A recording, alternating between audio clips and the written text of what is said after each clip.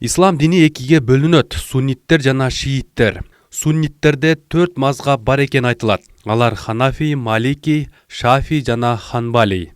Эми кайсыл өлкөлөр кандай мазгапты карманарын айтып берели. Ханафи мазгабын Борбор Азия өлкөлөрү, Оогандстан, Пакистан, Кытайдын Уйгур провинциясы жана Туркия, Египет, Сирия, Орусиядагы Татарстан, Кавказдагы өлкөлөр.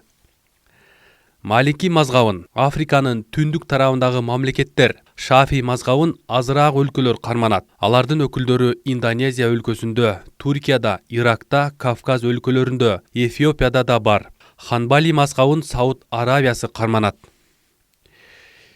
Шииттер да 4кө бөлүнөт. Алар Исмаилер, Джафарилер, Зейдиттер жана башкалар. Исмаилер Тажикстанда, Пакистанда жана Индиянын түндүгүндө бар. Джафарилер Иранда, Иракта жана Оогандстандын түндүгүндө жашаса, Зейдиттер Сауд Арабияда жана Йеменде бар.